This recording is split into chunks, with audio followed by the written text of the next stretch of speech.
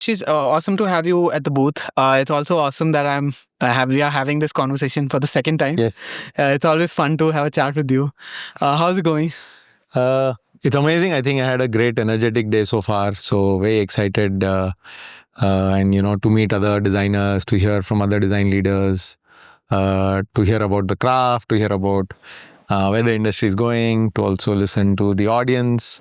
Yeah, it's been quite exciting. If you can introduce yourself to our audience. Hi, I'm Ashish. I run a design studio called NetBramha in Bangalore. We've been at it for last 17 years, so almost like a dinosaur now. Yeah, so been doing some great work as well. Absolutely love what you folks are doing at NetBramha. Ashish, I just wanna directly ask you, about all this hype about so many tools, so many workflows, AI, of course. How do you think? I think a lot of young designers and even designers who are in the industry are pretty scared or like confused. What's the best way to tackle all of this, according to you? I think it's all noise because tools will come, tools will go. Some tools are fast, some tools are slow, some tools are evolving. So AI is just another tool, but that tool is like super quick in evolution. It's a super power actually. So it's a good time to be a designer. In fact, if you can experiment, if you can play with it, if you can use it to aid your thinking, fast track your work, right? So that's how I look at it. I don't think any AI can become human in that sense fully, right? So there will be a synthetic component to it no matter what. So I think as designers, like my talk today also was on, the brain has a heart and emotion, right? So I think that is what will matter in the long run. So how do we connect the dots backwards? How do we collect these dots when we are moving forward? Yeah. And then make sense, for the rest of the world. Create human-like experiences. That's what makes us. Do you want to give us a quick go through about your talk at the Impulse today? Yeah, so I mean, the whole talk was based on how do you design for emotions, not just logic. As designers, we are only optimizing for usability, for conversion, for convenience, all of that, which is also needed and which is also important. But somewhere down the line, we are not optimizing or focusing so much on the emotion bit of it, right? And as humans, I think that's we take illogical. We always make illogical, irrational decisions all the time, right? Because we get excited, we fall in love, we are hurt, we are deeply jealous about something, we want to aspire for something, right?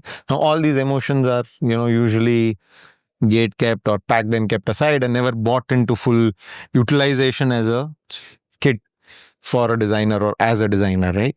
So I wanted to open up and challenge people and say, hey, I think as designers, we should focus and also say, hey, let's design for emotion.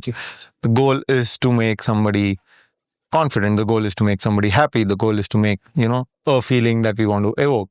And to do that, what do we do, And obviously there is a framework where like in movies, you'll not remember the entire movie. You'll remember the high, you'll remember the end. Yeah. It's very similar. Like if you want to very want to do that with your experiences, then that's what you got to do. You want to focus on it, identify what your funnel, feeling funnel is, right? What is the funnel for feeling?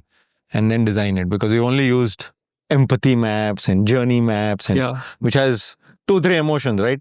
Happy, sad, angry, that's it. And I said, in India, though, we have, cricket is an emotion, design, is an emotion, Bollywood is an emotion, religions is an emotion, right? So many, but all of that is just left, right? We are only working towards a westernized framework of everything. Yeah. It's time for us to, define these new things, I also feel as a collective, as a culture, since you talked about our, also because a lot of these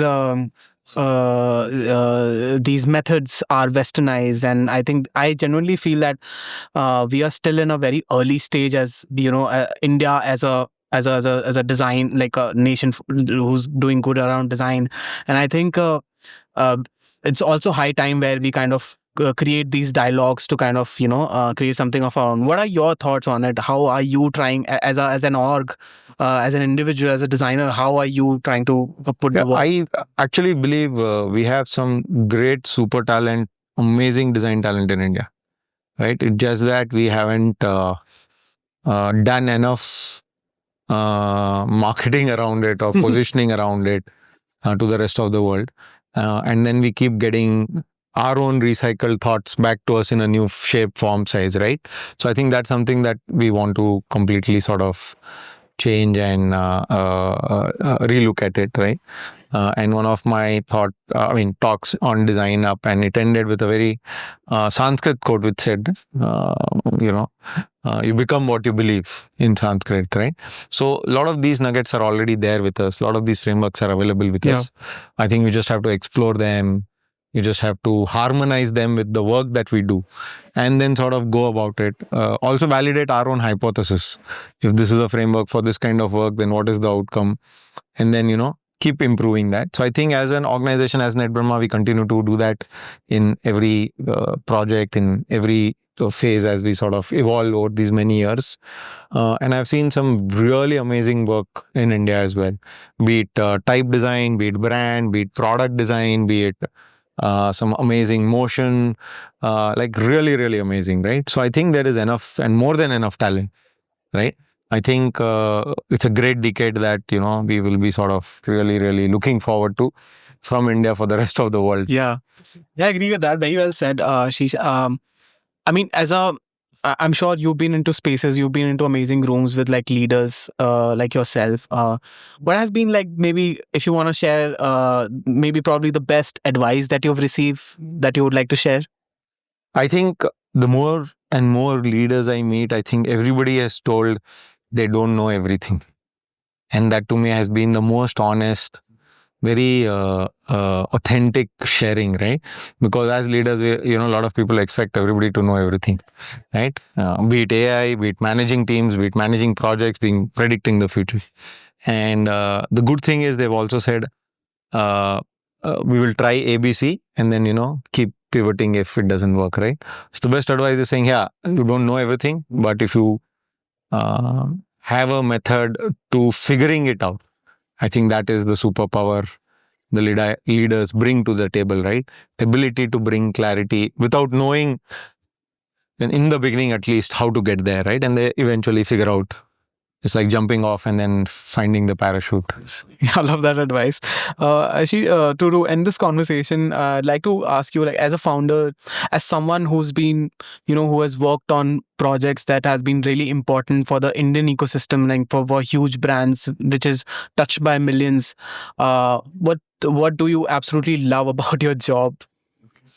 I think the ability to work in so many diverse industries and learn from it and be able to reshape them and be able to impact. I think that's what excites me. Even to this day, at any given point, we are doing a project in automobile, to a project in healthcare, to a project in fintech, right? It's like really diverse problems, very different design principles, and then just to bring it all together is very gratifying and at least fulfilling. Awesome. Thanks for the conversation, Ashish. Really love the energy. Thank you I so hope much. you have a great day. Yeah, all the best.